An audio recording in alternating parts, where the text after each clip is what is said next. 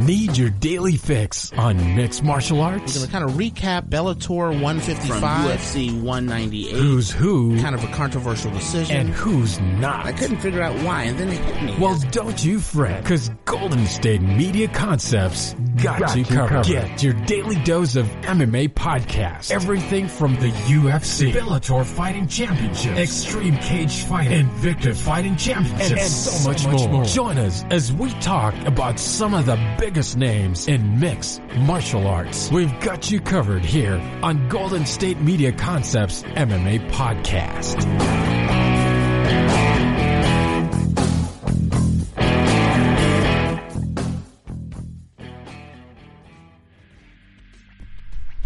Thank you for tuning into the GSMC MMA Podcast, brought to you by the GSMC Podcast Network.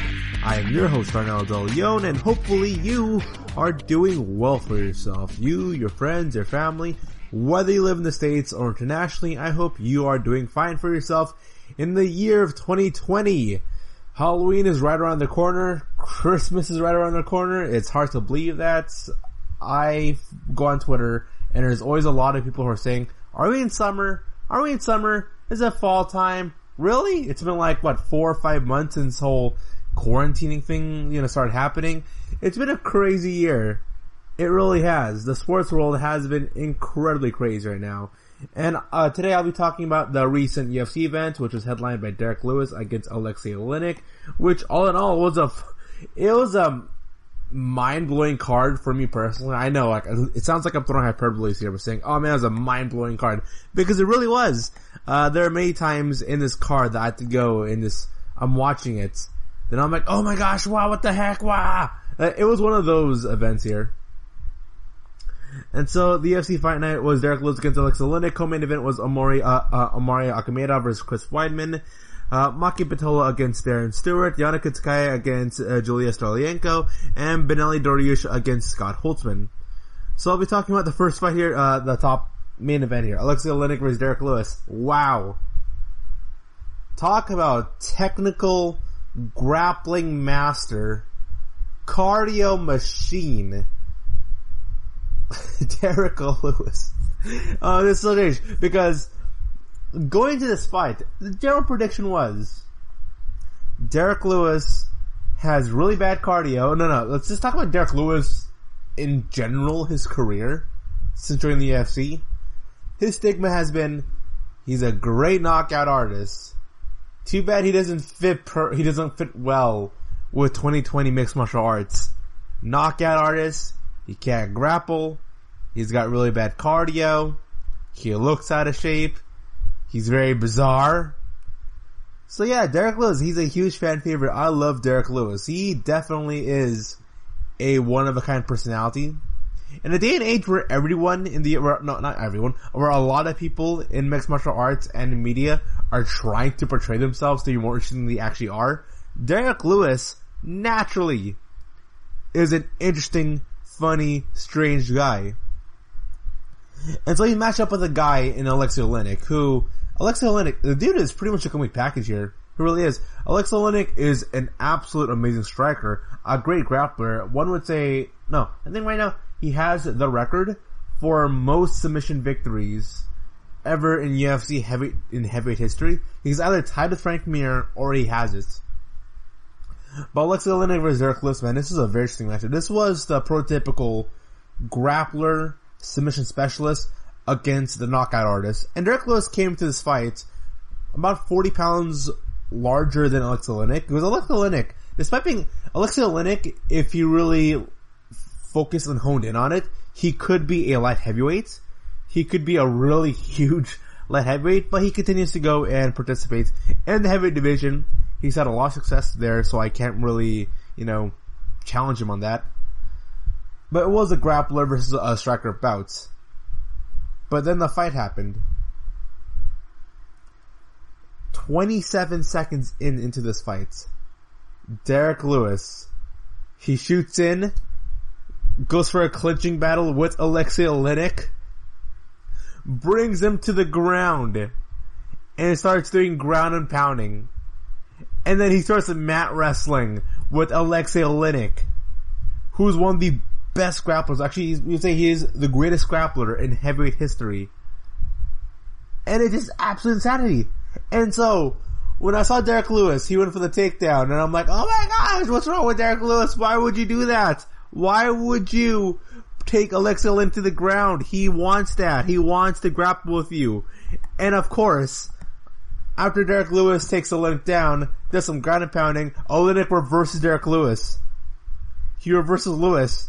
And then Lewis himself starts like reversing his grapples from the bottom position. Like he was in side, like Alexei Oleinik had side position on Derrick Lewis, and Derrick Lewis was able to get out from that. And he was able to get on top again, and next thing you know, he's just grappling with Alexei Oleinik yet again. Absolute insanity. I would have never, ever guessed that. And then, here's the thing, Lewis had more cardio than Alexei Oleinik after the first round, because Lewis, when he was grappling with Oleinik, which is so strange to say, he has like a 40-pound difference on him, putting all his weight, so much pressure. Lewis attempted no submissions. It was just like, takedown, bang, bang, bang, bang, huge haymakers onto the ground. And then went to the second round. Alexei Oleinik, he's gassed, which I didn't expect, because Oleinik is he's got a really great cardio. He's a really great cardio machine. He can endure a lot. He can go fight 3-5 rounds. Like, he's that good of a fighter as it pertains to being consistent during all his fights. Derrick Lewis, he's the exact opposite of Oleinik. Oleinik, you expect consistency. Derrick Lewis, you expect him to throw everything in the first round, and then second and third round, he just gasses out. And he has done that in the past.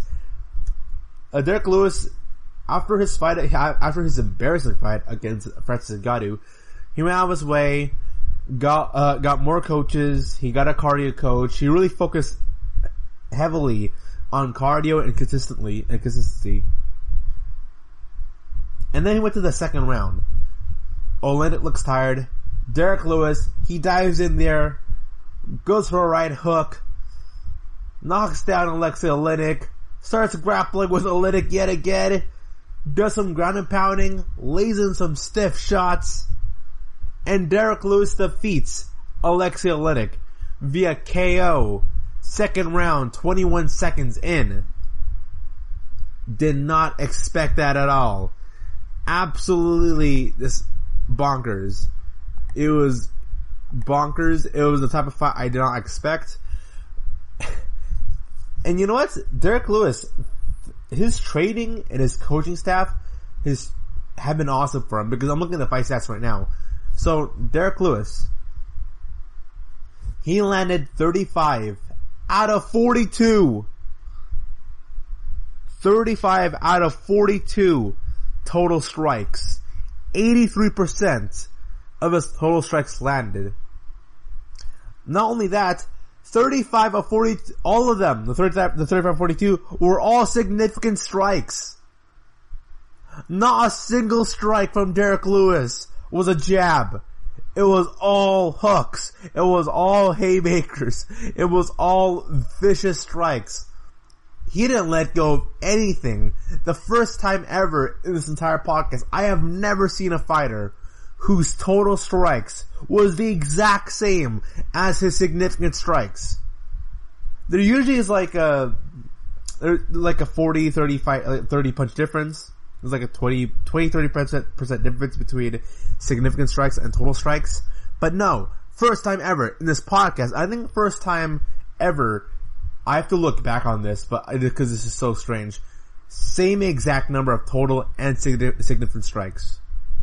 Meanwhile, Alexei Oleinik, he only landed 3 out of 7 total strikes and landed 2 out of 6 significant strikes. Alexei Oleinik had some really good stand-up. He really did. He attempted 2 submission holds onto Derrick Lewis, to which Derrick Lewis was able to get out of it. Just wow.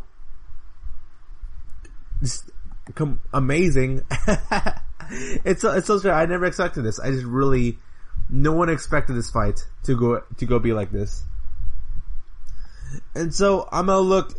There's more to this other than Derrick Lewis just KOing Alexei Oleinik here. So the block beast Derrick Lewis made UFC history with his finish as he is, there's a lot of like fight stats here that talk about this UFC Fight Night. Alright, so let me just talk about something. So, the UFC Promotional Guidelines compliance payout for the event was $162,000. The debuting fighters went 0-3 in the event, which might be a red flag considering the fact that the Dana White's Contender Series is making a comeback. So, 0-3 for debuting fighters. Doesn't sound good. Darren, Stewart, Kevin Holland, Andrew Sanchez, and Gavin Tucker earned $50,000 UFC for their Fight Night bonuses. Congratulations for them. UFC on ESPN drew an announced attendance of $0 and 0 people for their gates. What do you expect? Betting favorites went on 10-2 on the card. Betting favorites improved to 15-7 in UFC headliners this year. Total fight time for the bout is 2 hours and 10 minutes. And Derrick Lewis here, so Derrick Lewis has to go down as one of the more underrated fighters in UFC history, and he'll go down as one of the more favorite fighters ever.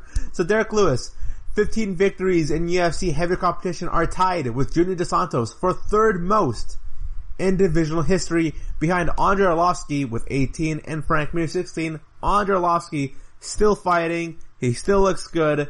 There's no signs of retirement for Andrei Arlovski, so with the way how things are going, I can see Derrick Lewis being number 2 and Arlovski continuing on to be number 1.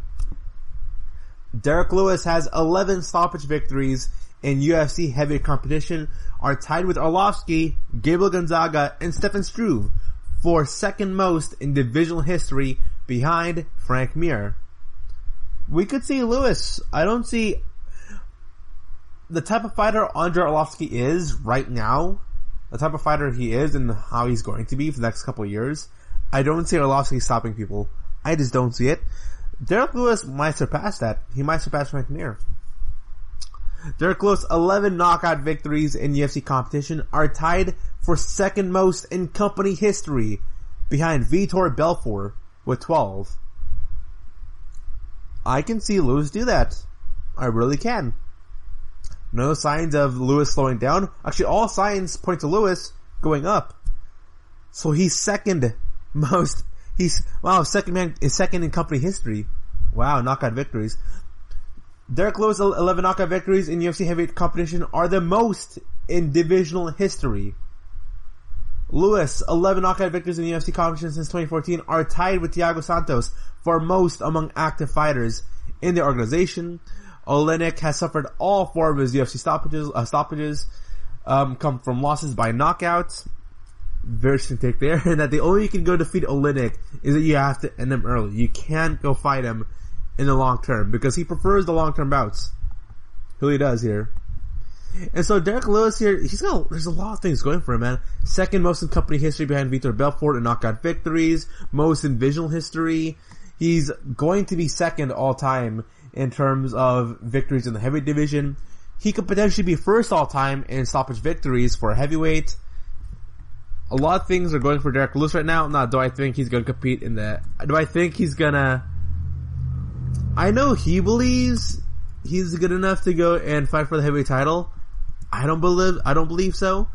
I think, okay, stylistically wise, it was just bad. It was a bad matchup for Derrick Lewis against Daniel Cormier. That should not have happened. Like, although Derrick Lewis was bigger and the promos leading up to that fight were hilarious and were funny, Derrick Lewis just stood no chance. Stylistic wise, he just stood no chance against somebody as good as Cormier in the ground and the grappling. Now, because the next UFC event coming up, next Saturday actually, is going to be Daniel Cormier versus Stipe Miocic. I can see a world where Stipe Miocic, he defeats Daniel Cormier. And if he does that, Derrick Lewis, I'm looking up in the rankings right now. There's a lot of fun matchups for Derrick Lewis here. But let me go over the heavyweight matchups here. So we have Daniel Cormier against Stipe Miocic coming up August 15. We also have JDS, Junior Dos Santos, against Jairzinho Rozenstruik coming up in the same card August 15, this Saturday. We also have a very out there fight. We have Alistair Overeem against Augusto Sakai coming up September 5th. So I'm looking at the rankings here. Alistair Overeem is ranked number 6 right now. Augusto Sakai is ranked number 13. He had some really good showings there. Good showings against Blagoy Ivanov, Andrei Arlovsky, Marcin Tybura. Augusto Sakai, he's making his way up in the rankings. And I don't know if it's way too soon for him to match up against someone like Alistair Overeem, but stylistically wise, I think it makes the most sense right now. With the way how the current iteration of Alistair Overeem, the way how he fights, he is a good matchup for someone like Augusto Sakai. And so I'll be back here after the short break here. You're listening to the GSMC MMA podcast.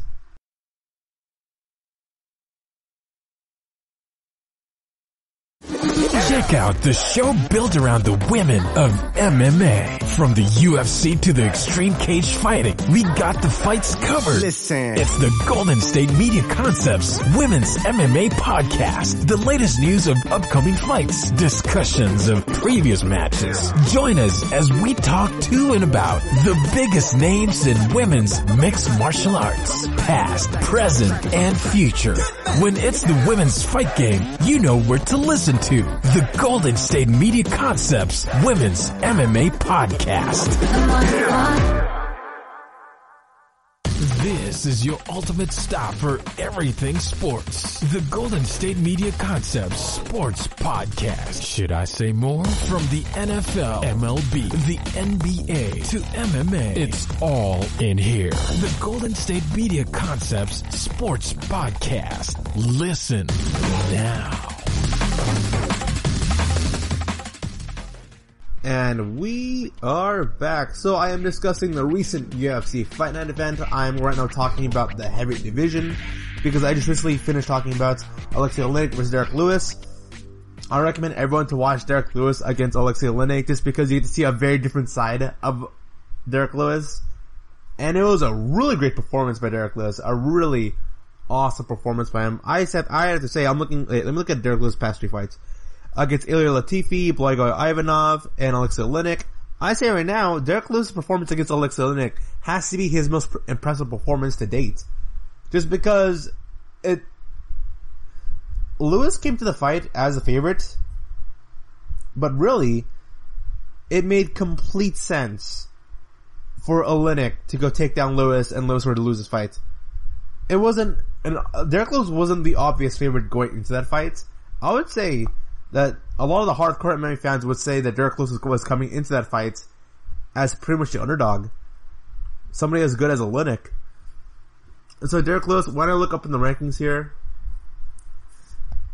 there's a lot of fun matchups for Lewis. I recently just said right before the commercial break about all the records and all the standings Derrick Lewis currently has in his pedigree here. He is, so he's tied for second most in company history in terms of total knockout victories in UFC competition. He has the most knockouts ever in UFC history. He's currently tied with Junior Dos Santos for being third most all time in victories in the heavy division. He is second. No. He is tied with Andrei Arlovsky right now with most stoppage victories in the UFC history, and he is 2 spots below Frank Mir, because Frank Mir has 13, Lewis has 11. So Derrick Lewis, he has a lot more records to break in the heavy division. And when I'm looking up on who's in front of Derrick Lewis, he's got Junior Dos Santos, he's got Alistair Overeem, he's got Jairzinho Rozenstruik, he's got Curtis Blades, Francis Ngannou, again, Stipe Miocic. We also don't, let's not forget about the people making up their way up in the rankings here, like an Alexander Gustafsson, A. Fabricio Verdum, and Augusto Sakai, Walt Harris, Derrick Lewis already defeated Alexander Volkov, but that would be another matchup I wouldn't mind watching again. But yeah, there's a lot of fun matchups right now in the heavyweight division. The only thing that matters right now the thing that matters the most right now is Miocic against Daniel Cormier. That's coming up this Saturday, and the betting odds just came out. It's pretty much tied. I can't believe it's the first time ever I've seen the betting odds be equal. Both Daniel Cormier and Stipe Miocic are coming to the fight as minus 110 favorites. It's so dead on even. There's no underdog. I think I've never, ever, in over a decade of watching mixed martial arts, I've ever seen the Vegas odds come out, and two fighters have the exact same betting odds, and that neither fighter are the underdog. I've never seen that. Miocic against Daniel Cormier. I'll be talking about that extensively in the next episode of the podcast here, because I want to talk about that. Also, I want to know all the things that's happening, because you never know in UFC when a fight will be dropped, when a fight will be added, and I want to talk about the next upcoming UFC event in its entirety this Wednesday. And so beyond that though, Derrick Lewis once again had a really great showing there. I'll be talking about Cormier versus Stipe Miocic later on. But let's talk about the co-main event, which was Omari Akhmedov against Chris Weidman. This is also an eye-opening fight for me, personally, in that I was really impressed by Chris Weidman. Really impressed by him. Omari Akhmedov had a really good showing in the second round. Well, let me give you the tail of tape here. So, first round, Chris Weidman was pretty much dominating the fight. He really was. He was grappling with Omari. His striking was also really good. When you were hearing Chris Weidman talk about his fight, how he was previewing the fight, he says that he was going to go and overwhelm Omari Akhmedov with his striking, with his grappling, and mostly his size. For the most part there, Weidman didn't really overwhelm Omari Akhmedov. He really didn't. Other than the first round. First round happened, it was very wrestling heavy. Very good for Chris Weidman. And then the second round, Omari Akhmedov did an awesome job against Weidman there. Obviously, Weidman won first round. Obviously, Akhmedov won the second round. So going to the third round, because Akhmedov was just grappling, he was striking with Weidman, and Weidman was incredibly passive in that second round. It's like he threw all his gas tank onto the first round.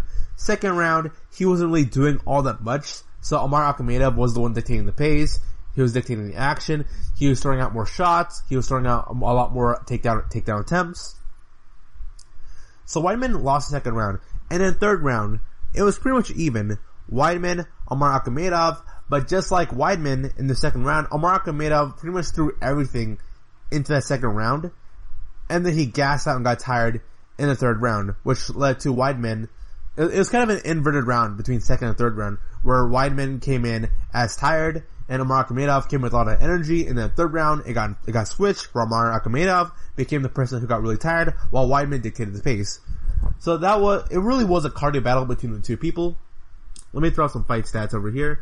What was interesting about this fight was that Omari Akhmedov, he himself is an accomplished grappler. He can grapple with Chris Weidman. It was mostly just a cardio being a really huge issue here.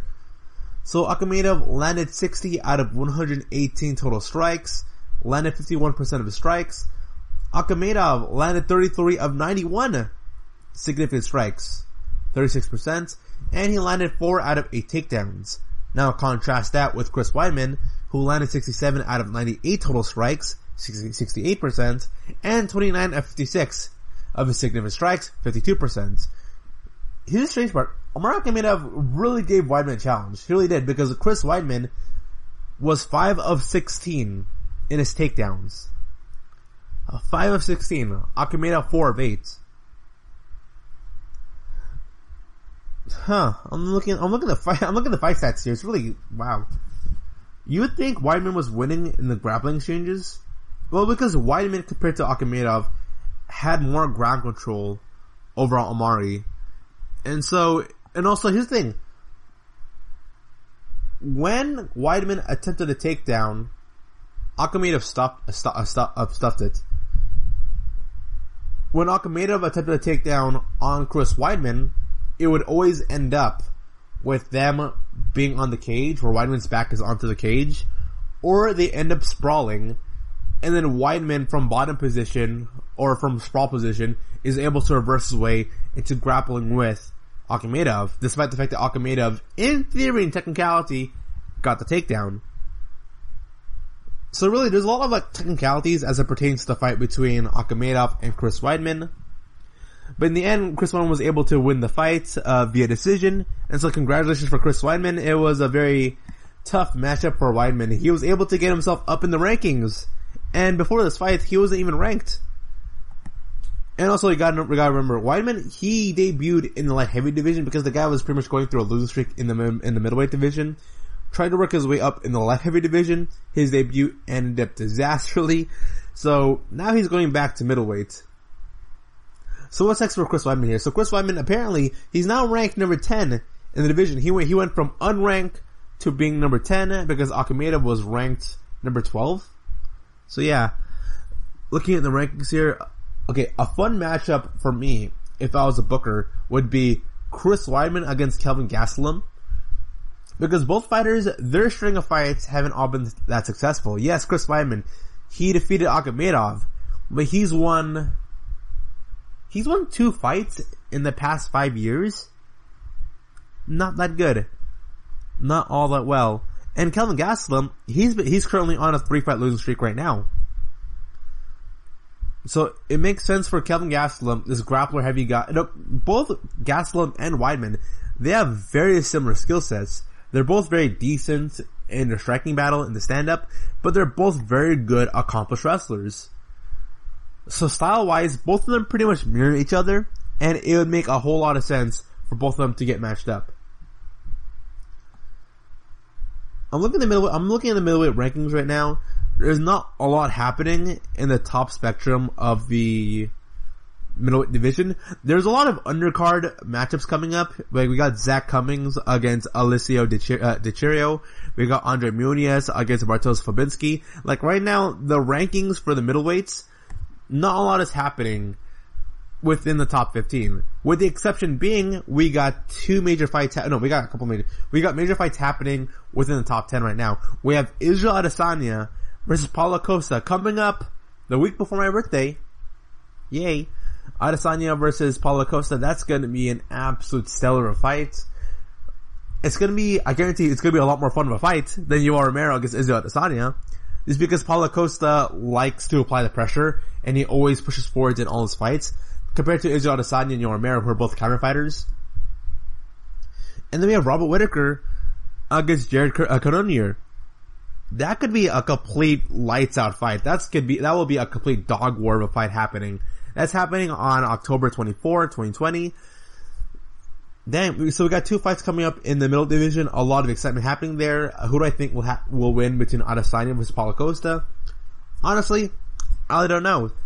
I don't even know who even is the heel or the babyface good guy in this matchup here. A lot of people are turning on Israel Adesanya, but it's very easy to go and be against Paula Costa. Besides, have any of you seen Paula Costa's training videos? If you have, check it out.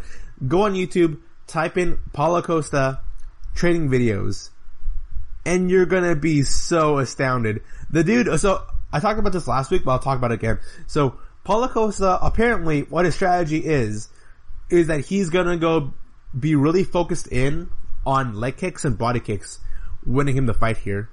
He's gonna focus on leg kicks, body kicks, and he's not gonna work all that much on striking. He's gonna mostly be working on dirty boxing and short hooks to make him win the fights. And it makes sense, because considering how Izzy fights, the way how Izzy fights and his stance is, it's very similar to Lito Machida, except, a lot more lengthier, in that when you see Adesanya's stance, his left leg is leaning very forward, while his back is leaning back. So, what that means is that he's creating distance with his opponent with his long legs, and he gives a lot of room and distance between his opponent and his own head. That's why Israel Adesanya is really good at avoiding headshots, is because he has a lot of room for him to react to. Now, what Paula Costa is going to do here is that he's gonna go and chop away Israel Adesanya's long legs. And what Israel Adesanya, what he typically does, is that when someone does go for a leg kick, he leans in for a strike, for like 1 to 3 punch strike, and then he ducks back in the safe zone. So what Paula Costa's strategy is to go kick Adesanya's legs. And then he's going to counterpunch Adesanya's counterpunch, which will lead to Adesanya going inside the pocket of Paula Costa. Because Paula Costa, the way he's going to win this fight, he has to win this fight fighting inside the pocket, if within the close range. I don't see Costa defeating Adesanya outside the pocket. Israel Adesanya, he prefers fighting outside the pocket. He prefers not fighting and not being part of 50-50 exchanges here. And then in the middle, In the mid-range, it could go either way. But Cosa, close range, middleweight, either person, long range, outside the pocket, is Adesanya. So he's gonna go and bait Adesanya with these leg kicks. And then Adesanya is gonna use his full extension of his arms and his body to go hit a really good counterpunch onto Paulo Costa. Now Paulo Costa has two options from this point on. He could either block, he can either duck under and go for a counterpunch, or he can just go like take it, or he can just go take the punch. Or after taking the counterpunch, he lays his own counterpunch with him enduring some damage. If Paulo Costa is willing to go endure some damage from Israel Adesanya, if he's willing to take the counterpunches, if he's willing to place himself in a bad scenario in order for himself to go find a good opening, I could see it happening. I could see Costa landing a kick, Adesanya shooting in, and Paulo Costa laying a really good right underhook. Because in the video, it's leg kicks, leg kicks, leg kicks, underhook punches. That's what we see from the Paulo Costa camp. And Paulo Costa, man, the guy looks shredded. The guy, I was talking about this with one of my friends here, because he's a huge Israel Adesanya fan. And he didn't know who Adesanya's next matchup was going to be. And I said Paulo Costa. And then I told him about Paulo Costa and showed him Paulo Costa. He was like, dang, this guy really is a balloon. Wow. And so Paulo Costa versus Israel Adesanya, that's going to be a really fun matchup there. Chris Weidman, I expect his next matchup to be Kelvin Gastelum. That to me is the next fun one. And then we have a huge scrap battle between Robert Whittaker and Jared Cannonier. Those are the matchups for the middleweight division. You're listening to the GSMC MMA podcast, coming back right after a short break here. See you soon. Tired of searching the vast jungle of podcasts? Now listen close and hear this out. There's a podcast network that covers just about everything that you've been searching. Hey! The Golden State Media Concepts Podcast Network is here. Nothing less than a podcast bliss with endless hours of podcast coverage. From news, sports, music, fashion, cooking, entertainment, fantasy, football, and so much more. So stop lurking around and go straight out to the Golden State Media Concepts Podcast Network. Guaranteed to fill that podcast itch. Whatever it may be. Visit us at www.gsmcpodcast.com. Follow us on Facebook and Twitter, and download us on iTunes, SoundCloud, and Google Play.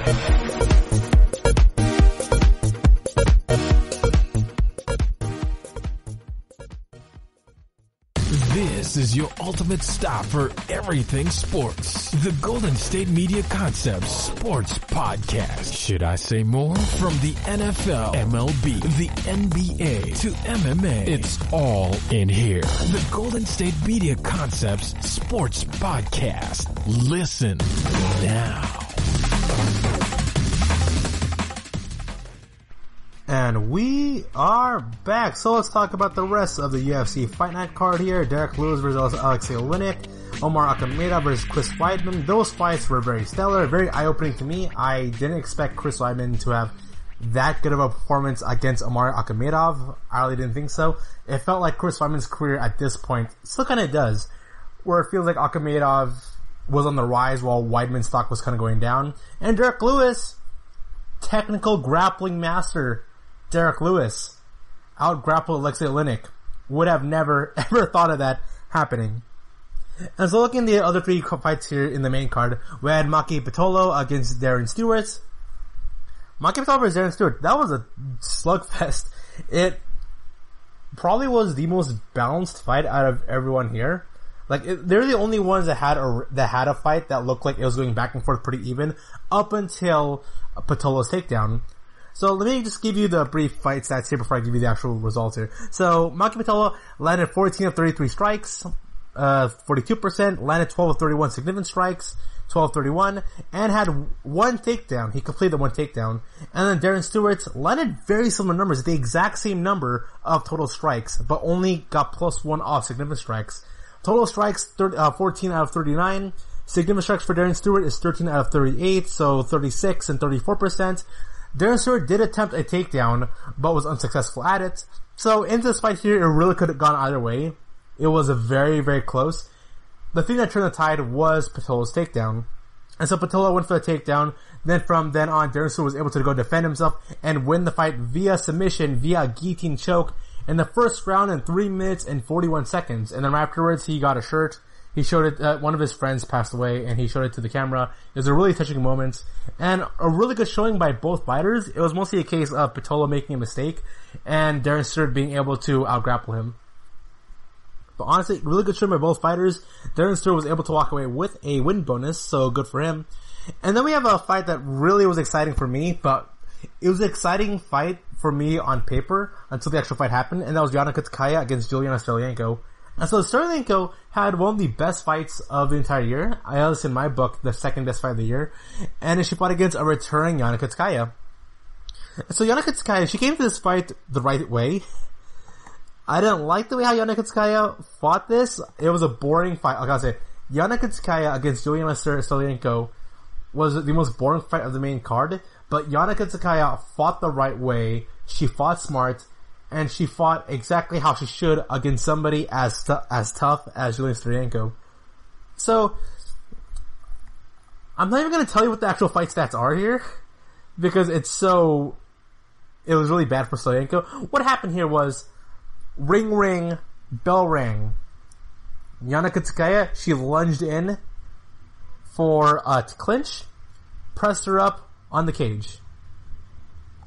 Slowly worked her, did some clinching, had one takedown in these 3 rounds here, but mostly was focused on clinching here. Mostly just putting all her body weight. She was a bigger fighter than Stolienko.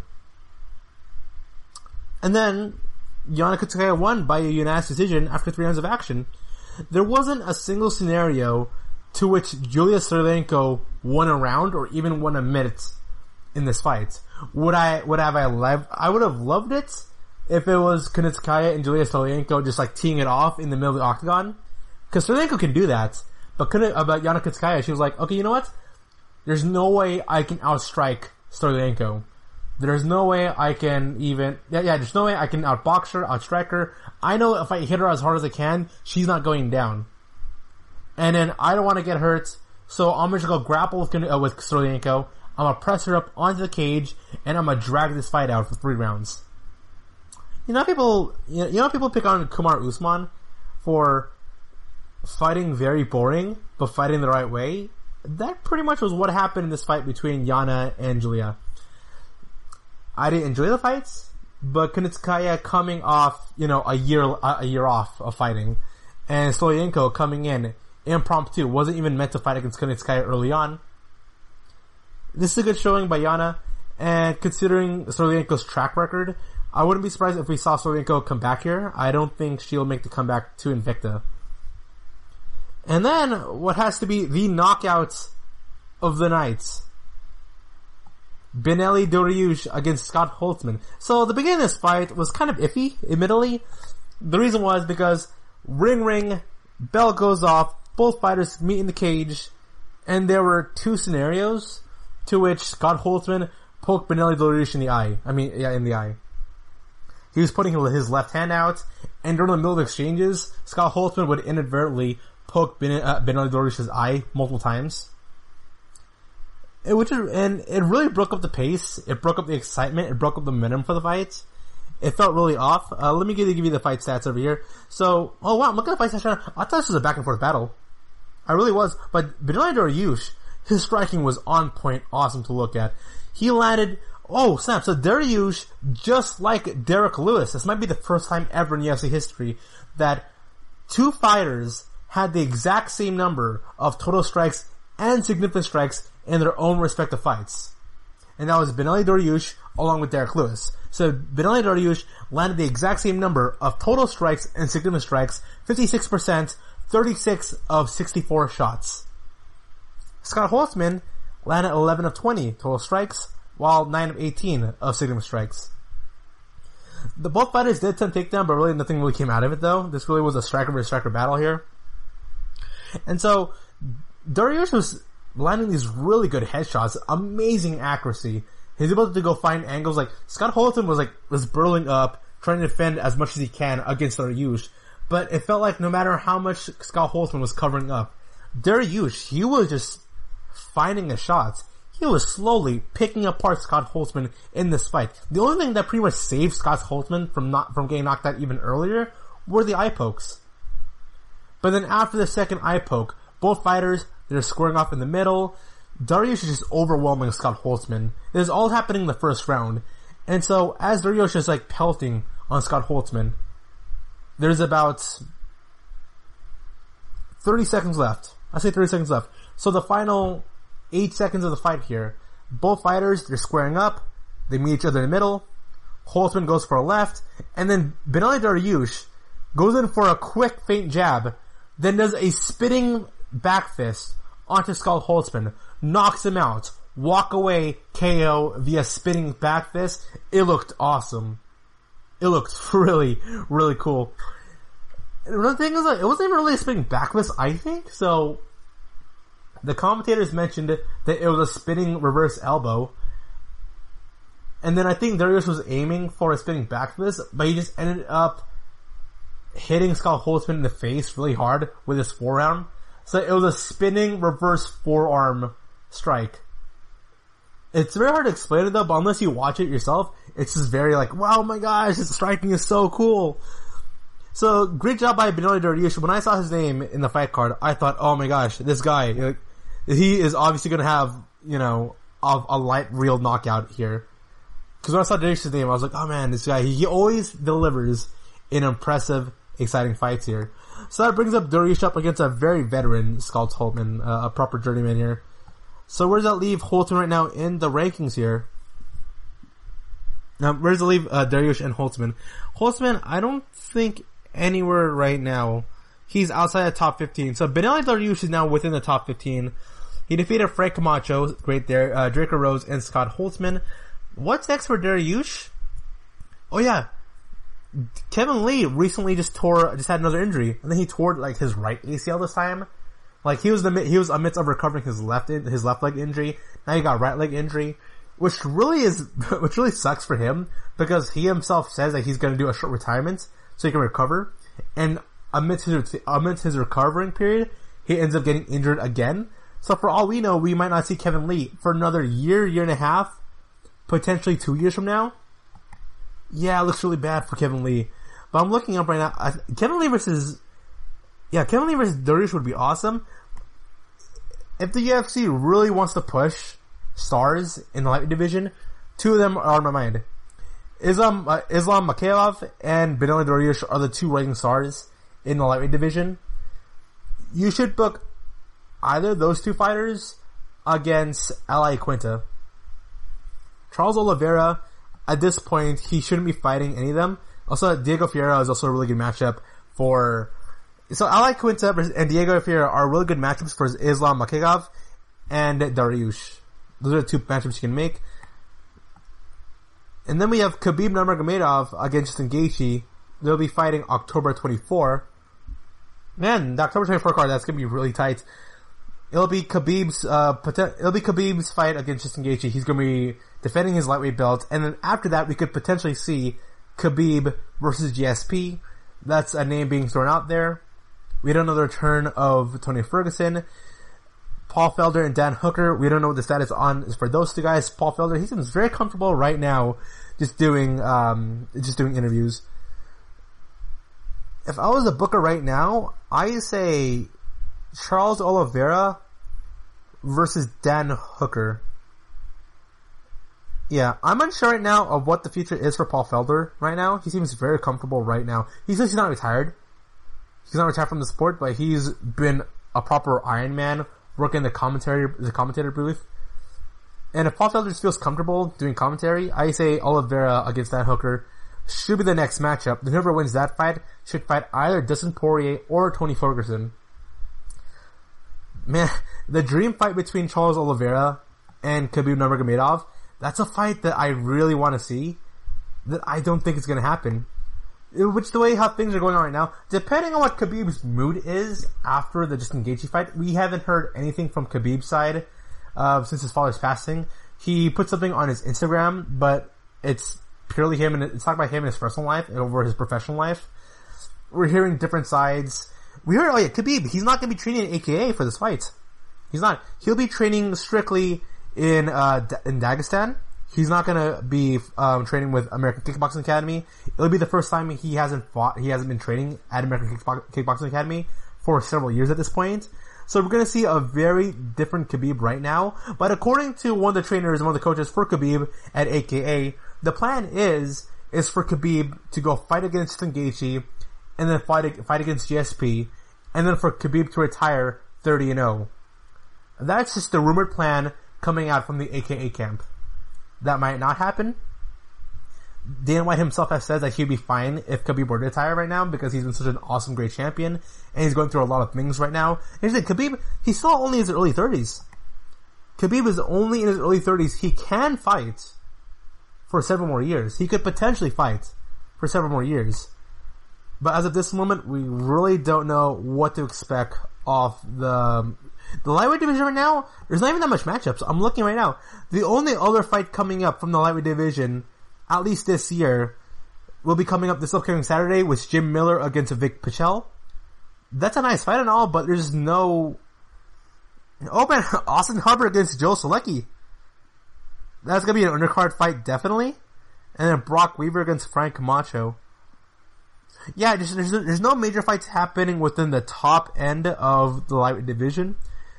Things are all jumbled up right now. There are a lot of question marks, and we're not going to know what the status or what the health is for the lightweight division until we see Khabib versus Justin Gaethje. And breaking news is sad here. It is coming in from SportsBible.com. UFC fighter has contract terminated after disastrous debut on Fight Island. The Russian lightweight made his UFC debut at UFC 51 on Fight Island last month after an impressive 10-fight win streak in his professional career, but he suffered his first loss against Leonardo Santos in Abu Dhabi after being deducted points by referee Mark Carter due to multiple illegal blows in the same round. There were 3 separate instances of Bogdanov hitting Santos with foul shots, including knee strikes below the belt to his groin and then a knee to his face while his opponent was on one knee, yikes, against the cage. "Whoa, what are you doing?" the official shouted, before saying, "How many times? What are you doing?"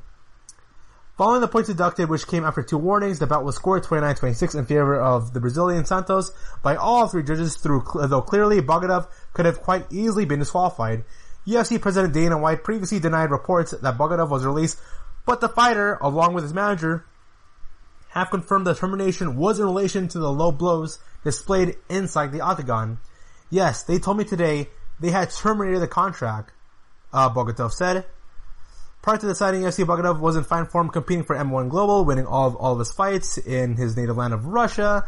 But those illegal blows, man, yikes. Not really good. Also, did you hear about Dana White's opinion on Dan Hardy and Herb Dean? If you haven't heard it, check it out, lady. But yeah, Dana White, he's really tough on his fighters, and you better follow the rules, or else you're gonna be cut, or you're gonna be fired.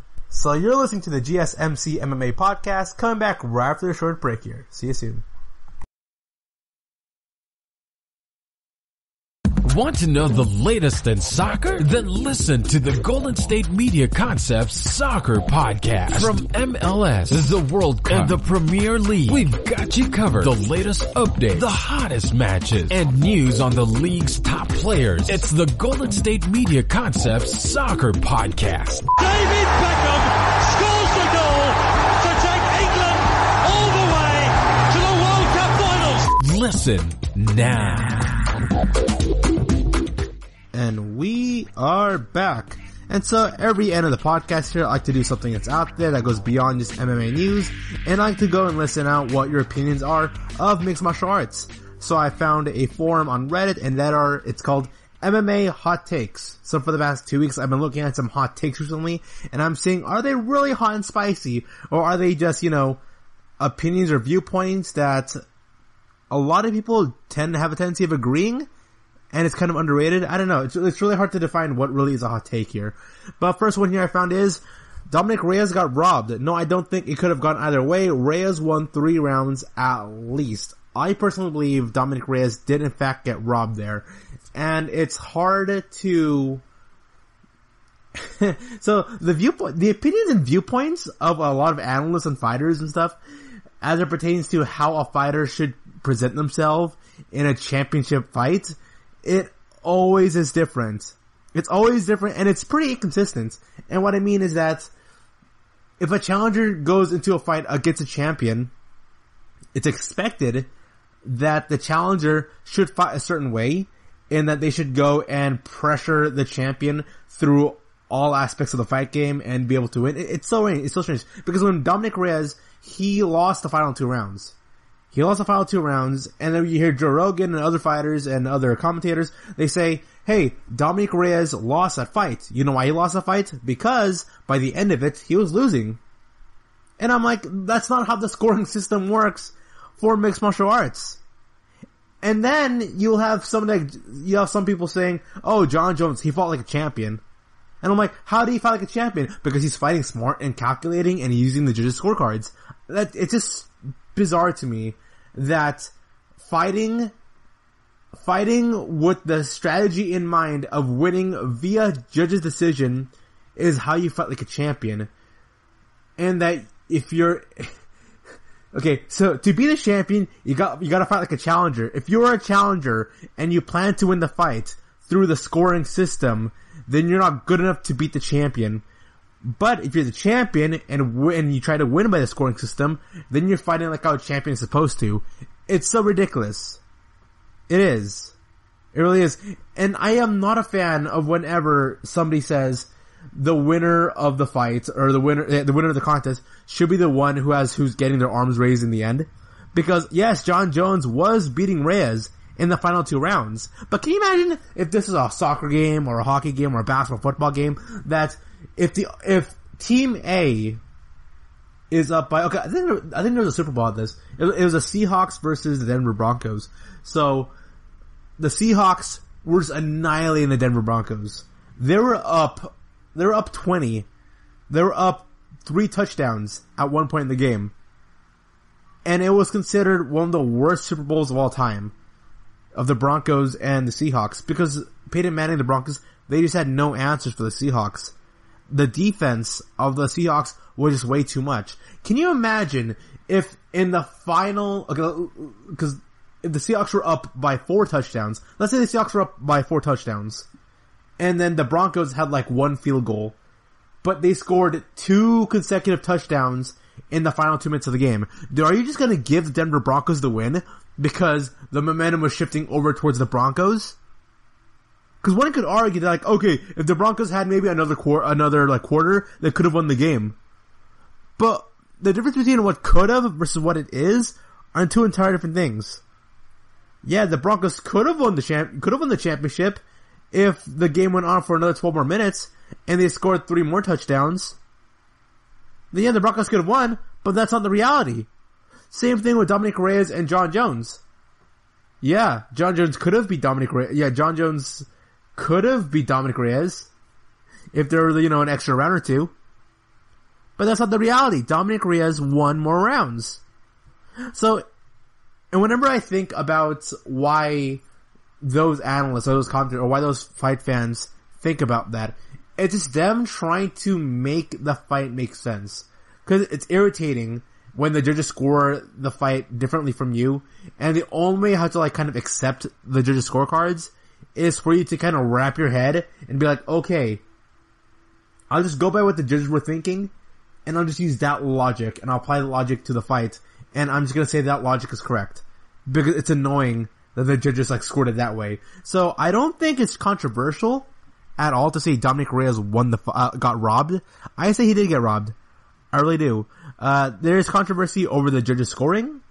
And if you hear anybody say, oh man, dude, Dominic Reyes lost that fight because, the judges scored so, well, okay, yeah, you can lose the fight and you can be robbed, alright? Another controversial opinion here, Yoa's losses aren't controversial. They only are controversial one. The only controversial one is Whitaker versus Romero 2. Both the Cosa and Izzy fights were clear as sunshine. Izzy, Yoa Romero, that was pretty clear. Izzy won that fight. Paula Costa versus Yoa Romero, that fight could have gone either way. I'm gonna be honest with you. Paula Costa versus Yoa Romero, that fight really could have gone either way. I had Costa winning that fight. Just because the sheer volume that he applied onto Romero was a lot more. And when you have both fighters are slugging it out, and it's hard to tell who's winning the exchanges, you have to go towards the stats on like who statistically won through sheer volume and number. So Paulo Costa won the fight against Romero. I wouldn't say it's controversial. I wouldn't say so. Conor is way better than is way more of a better fighter than people give him credit for. Conor McGregor is a great fighter, but mixed martial arts is all about styles. That really is it. For the most part, grapplers and wrestlers usually win against strikers. Now, this past Saturday, Oleinik lost to Derrick Lewis, which is a shocker. But for the most part, most of the time, grapplers beat strikers. And if you were to match up Conor McGregor with the rest of the fighters, whether it be the featherweight division or the lightweight division, Conor McGregor is an awesome striker. And he's got great takedown defense. It's just a matter of fact that he fought against an all-time great in Khabib Nurmagomedov, who is the greatest lightweight champion of all time. One of the greatest UFC champions of all time. So, and because Conor McGregor, he couldn't handle the grappling and the wrestling of Khabib, that shouldn't discredit how good of a fighter that he is. Another one, Max Holloway isn't the featherweight gold. Max Holloway isn't the featherweight GOAT, but he was almost there, way closer than the sub likes to pretend. Is Max Holloway the featherweight GOAT? Okay, let's think about Max Holloway relative to every other featherweight champion out there. Because you hear all the time, Joe Rogan says like, oh man, he's the greatest GOAT of all time. Alright, so I'm gonna name some names here and tell me if you believe Max Holloway is greater than them. So, Jose Aldo, 7 title defenses. He was the reigning WEC champion when the UFC absorbed him, and to the featherweight division, he has 7 successful title defenses. Between the WEC and the UFC, he was champion for more than 6 years in the featherweight division. Yeah, you could say, well, yeah, Jose Aldo, he didn't fight at the highest level in the early stages of the featherweight division. You're not wrong there. But you can't blame that you can't put that down on Jose Aldo. You just really couldn't. Because it's not like a time machine where you can grab the best fighters of all time and place them in the year of 2010. Because right now, the middleweight division. So the middleweight division right now is stacked with incredibly good talent right now. But in the year of 2035, us fight fans will be like, oh, well, you know what? Israel Adesanya's reign against Paulo Costa, man? Nah, man, that was really weak, wasn't it? Robert Whittaker? Oh, weak. Kelvin Gastelum? Weak. Darren Till? Oh, man, dude. That 2020 middleweight division was very weak, wasn't it? Of course we're not gonna say that now. Because A, we don't have hindsight, and B, as time goes on, fighters just become better. So I'm not gonna say that, so you can't just say Jose Aldo wasn't that great of a champion because the time period he was in didn't make him not great. No, you can't. You can't control which fighters Jose Aldo fights. The fact that he had the belt, he defended it 7 times. That should matter a lot. Conor McGregor. So depending on, the way how you look at Conor McGregor depends on how you perceive, how you determine what makes a great fighter. So are you gonna judge how great a fighter is based on drawing power? Do you judge how great a fighter is depending on how important they are to the organization? Are you going to judge a fighter how great they are depending on their title defenses? According to Dana White, he says 2 fighters who are part of his Mount Rushmore are Royce Gracie and Forrest Griffin. 2 fighters that are left out there was GSP and Anderson Silva. GSP and Anderson Silva are, as fighters, are objectively better than Forrest Griffin and Royce Gracie. But to Dana White, he says it's hard to put them over those 2 because Griffin, without Forrest Griffin in the Ultimate Fighter, UFC would be down. Without Royce Gracie pretty much carrying the UFC in their early stages, UFC would be nowhere. Those 2 fighters are so important to the history of the UFC that despite their lack of success competing, you can't just discredit them. You really can't. And for Conor McGregor, whether you like it or not, Conor McGregor has to be the 2nd biggest star ever in UFC history. Right behind Ronda Rousey. Yes, did Conor McGregor have any title defenses? No. Was he a double belt champion when he shouldn't really be in the first place? Yeah. He shouldn't have been a double belt champion. He shouldn't be skipping over in line and getting a lightweight title fight despite being the featherweight champion. Is it ridiculous? Yes. But is Conor McGregor greater than Max Holloway? You can argue that. It's not definitive, it's not absolute, but it's easy to make the argument for that. Now we have Max Holloway. 3 title defenses. Lost to Volkanovski. Is Holloway really the greatest featherweight ever if he defended the belt 3 times? Is he really? What makes Max Holloway the greatest featherweight ever? What was it because he fought against Anthony Pettis, and Anthony Pettis at the time was considered the greatest featherweight ever? How do you judge this? Now when you come to think about it, what about Max Holloway makes him the greatest featherweight of all time? Why not Volkanovski? Be honest, why not Volkanovski? Why not Conor McGregor? Why not Jose Aldo? I don't know, it's very confusing, and it's very strange as how we look at, who are the greatest men's featherweight champions of all time. Because Conor McGregor and Jose Aldo, it's hard to top either of them into the GOAT territory. The idea that if you beat a guy, you deserve to be higher than him in the rankings is absolute horse, and is one of the reasons you had hilariously inflated rankings like Cowboy being number 3 at lightweight months ago. It's also the reason top fighters are super reluctant against fighting anybody ranked below them. Yeah, that's true. That's truth. Rankings for the UFC, for the longest time, especially now, doesn't matter. They don't matter. You can be Carlos Esparza or Claudio Cadella and you can win your fights. But then go on and fight against someone lower ranked than you. That doesn't make any logical sense at all. It doesn't. If you're the 7th ranked fighter and you beat somebody, then that means you should propel yourself up to the 6th rank. It shouldn't be your 7th rank, you won, and you somehow get lowered. It also doesn't make any sense that someone like Dominic Cruz somehow is number 1 contender. He becomes number 1 contender off sheer name value and off accolades. Ridiculous. Within just the confines, I'm not disrespecting them and their accolades. Like, I'm not disrespecting Dominic Cruz for being one of the greatest bantamweight champions of all time. Okay then, but you just can't keep using that as leverage. Once again, I compare this to other sports. All because LeBron James is a former multi-time NBA champion and MVP winner, doesn't mean he automatically gets the first seed in an NBA playoff tournament bracket. That's not how it works. You can't just throw accolades as to the reasoning as to why you are ranked specifically somewhere within the seedings of the current sports organization you're in. Dominic Cruz, despite being a great bantamweight champion, shouldn't make him a number 1 contender. And currently right now, he's not even part of the top 10. Rankings in the UFC have never mattered. They really haven't though. I still look at rankings because they're good. It's good to use it as a reference point.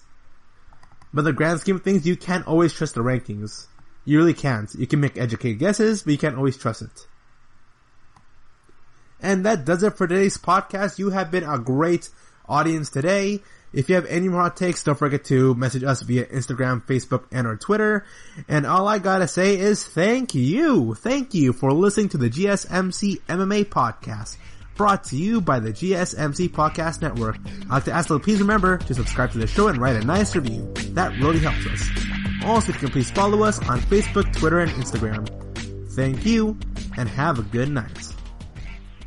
You've been listening to the Golden State Media Concepts MMA Podcast, part of the Golden State Media Concepts Podcast Network. You can find this show and others like it at www.gsmcpodcast.com. Download our podcast on iTunes, Stitcher, SoundCloud, and Google Play. Just type in GSMC to find all the shows from the Golden State Media Concepts Podcast Network. From movies to music, from sports to entertainment, and even weird news. You can also follow us on Twitter and on Facebook. Thank you, and we hope you have enjoyed today's program.